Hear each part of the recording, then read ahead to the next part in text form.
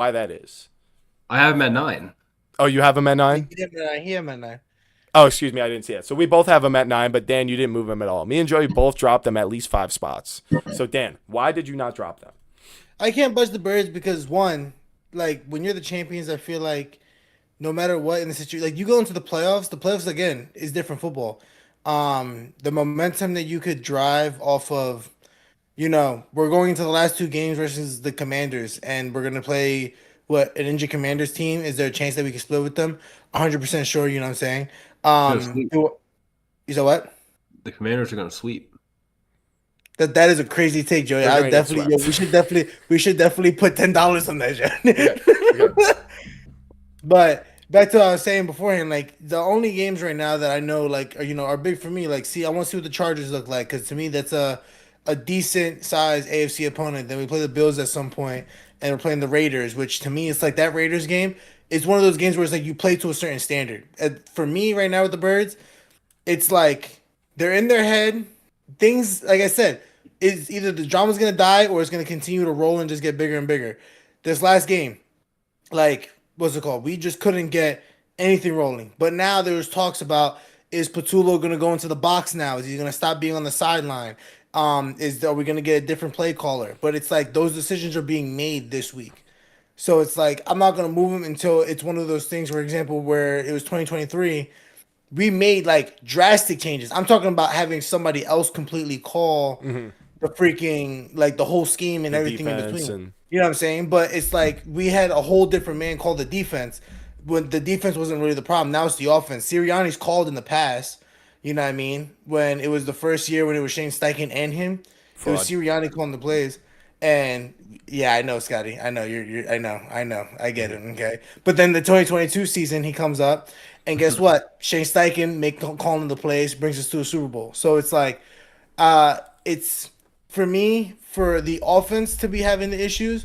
I'm less worried about the changes and things that need to be done to get us in the right position compared to the defense. Because again, defense wins you championships, and the defense has been astounding up until that game that we just had against the Bears. But let's be for real here. Ben Johnson is an absolute offensive guru. Everyone's been saying that. Everyone's been shocked Brian by how the Bears Schottenheimer. are. I have been the only person probably in this chat that has been hyping the Bears up to this point. And guess what? They played my Birds, and they played to the expectation that I thought they were going to have. That they were able to go and run the ball extremely efficient, but also Caleb Williams was probably the most confident I've seen him play all season. It was like this kind of ball, like this kind of player that has been flustered through the Steelers defenses and the Lions and the Vikings in various different ways, went into Philly and was able to play with such poise and confidence that he was able to do what he needed to do, lean on his running backs and make the right throws. So, and Ben Johnson made it extremely easy for him. Great talent around him. I can't hate that. But the Eagles at this point, it's like we've been here before. We've been here when what's it called? In 2023, we had a slump. We had a couple slumps.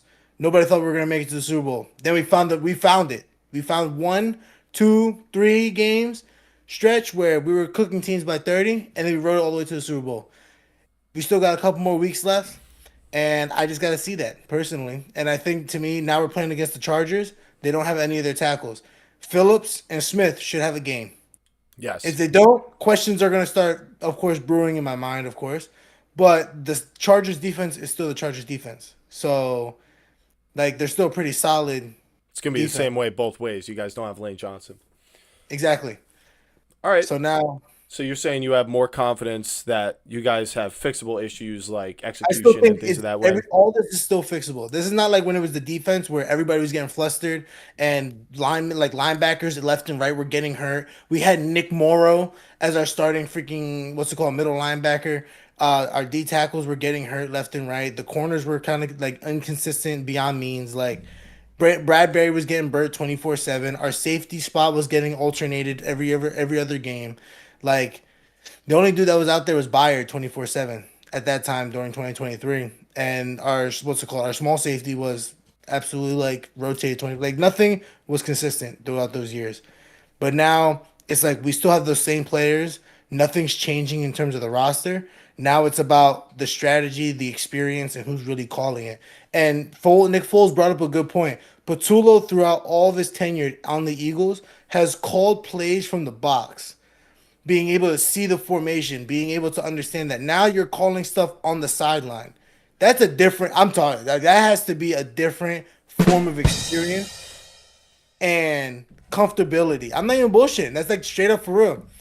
Like seeing it from the sky, like from a bird's eye view, to be able to see the formation and what they're running and being having that comfortability to do that stuff. Like, and you have to go down to the field. There's a reason why Fangio hasn't changed that in the years that he's been there, and we look at him as such a amazing defensive coach after the performance he played last year. So it's like now that Patullo's switched up, we're gonna look at him and be like, "Oh my god, what the hell?" Which I get it. You have the Eagles roster. You should be able to do it whether it's in the box or on the ground. You should be able to figure it out, especially in a professional setting. But I'm just curious to see what those changes look like. But I still believe in them. Joey, why did you move the Eagles down compared to what Danny Joey, said? why did you drum roll as if this was a joke? Well, Danny, I can respect you leaving the Eagles where they are. I can see them flipping this around. I mean, they have pretty good odds to win a division still. I mean, you guys would really need to collapse to not win a division.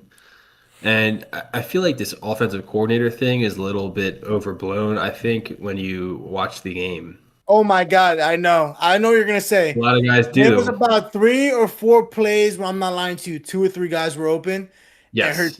Hurts did not throw that motherfucker, bro. I'd I be think dead at, yeah. I'll be for real. Yeah, that was I true. think a lot of the times there's a lot of open receivers, and then Hurts is just not reading the defense well. He's just like quick to get the ball out, or he's like a one read guy, just not letting these plays develop. And I kind of don't understand how you watch the game, you see how these guys are open, and you walk away from it blaming your offensive coordinator. I think that's kind of a terrible take.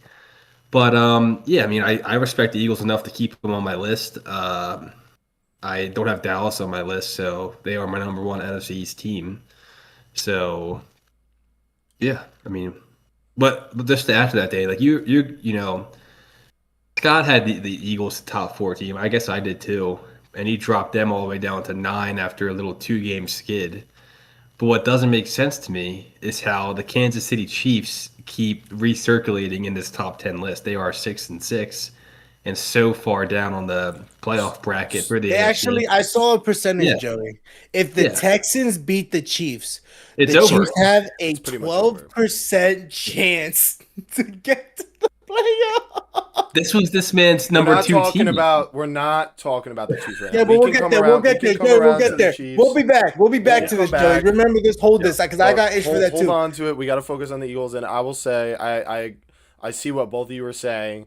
I think I agree. I still have the Eagles on the list. I think they can turn this around.